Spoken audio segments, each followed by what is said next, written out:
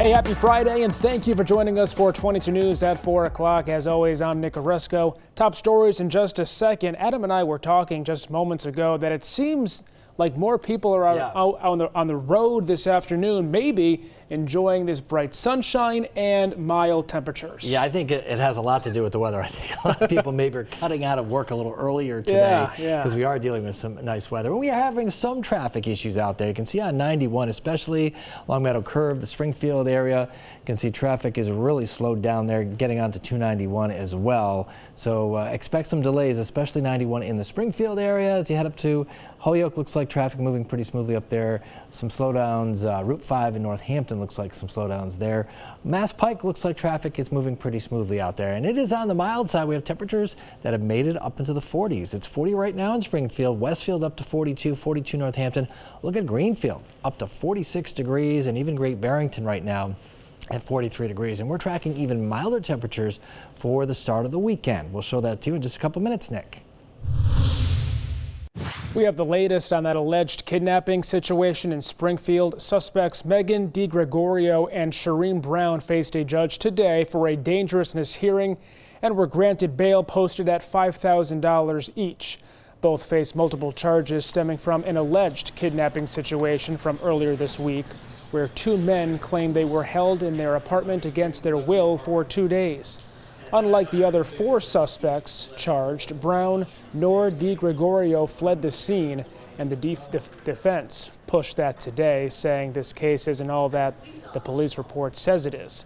Brown's defense attorney claims that Brown was a victim of alleged sexual abuse, saying she was forced to work as a sex worker on behalf of Evelio Rivera, who is one of the victims in the case. She is not only feeling like her client should have been fully released today, but that she's completely innocent. Also in Springfield, an 18-year-old is facing multiple gun charges after being arrested for carrying an illegal gun. Police had been investigating Alex Rosa of Springfield for months. After receiving information that Rosa had the gun on him on Thursday, police conducted a traffic stop in West Springfield, found a firearm inside the car, and arrested him. Rosa now faces 2 gun-related charges. Secretary of State Marco Rubio announcing he will make a trip to Israel early next week as tensions between the U.S. and Iran escalate. He said the trip is meant to discuss a range of regional priorities, including Iran, Lebanon, and ongoing efforts to implement President Trump's 20-point peace plan for Gaza. This announcement comes just hours after the U.S. Embassy in Jerusalem told its staff it could leave the country. U.S. Ambassador Mike Huckabee told embassy employees in an email there is no need to panic, but emphasized it was important for those planning to leave to do so soon.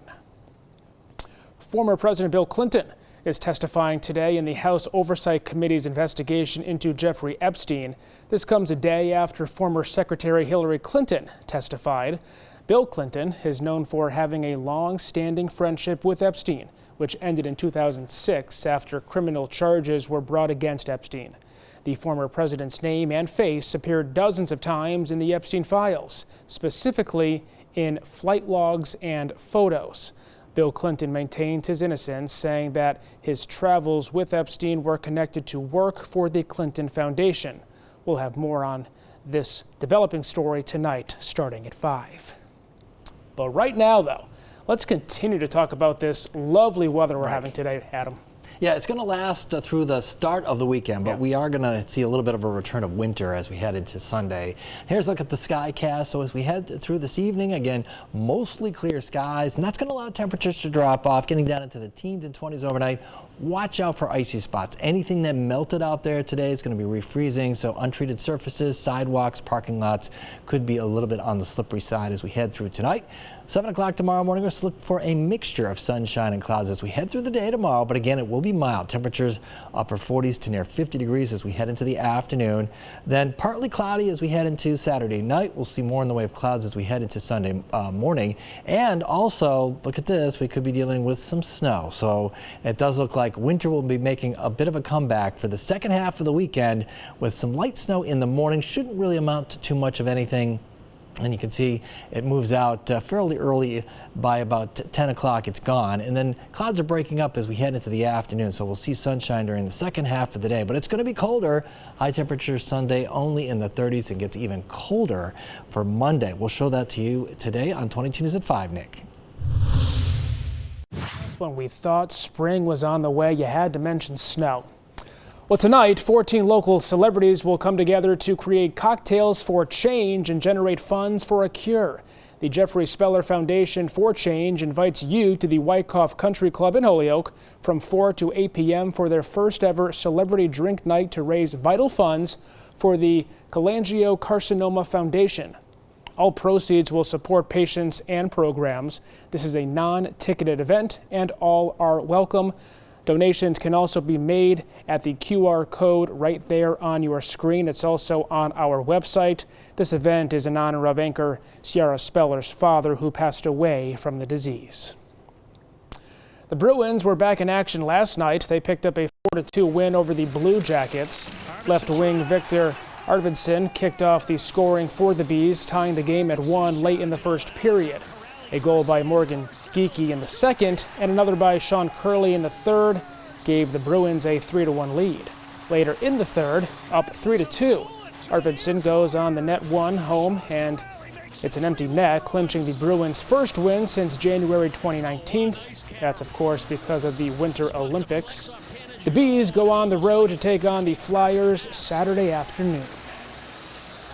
Tonight on 22 News, starting at 5 o'clock, we have continuing coverage on today's dangerousness hearing in Springfield related to that alleged kidnapping situation. We'll take you to the courtroom.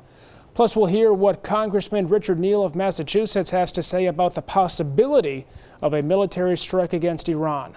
And a new initiative in Chicopee aims to improve health and advance equity in the city. We'll tell you how they plan to accomplish that goal. Adam. Well, Nick, here's another look at traffic, and you can see we are having some issues, especially in the Springfield area on Interstate 91. Traffic really slowing down there on this Friday afternoon. So keep that in mind if you're going to be traveling there. Otherwise, 91 up through Holyoke looks like traffic moving smoothly. A little bit of a slowdown getting off 91. Looks like Route 5, Route 9 in Hadley and Northampton area. Also, the Mass Pike looks pretty good, both east and westbound, I should say. Traffic moving pretty smoothly right now, Nick. All right, Adam, thank you. Updates all weekend long. It is Friday. On our website, wwlp.com, the free 22 News app, and always, there it is, on 22 News Plus. We'll see you tonight, starting at 5.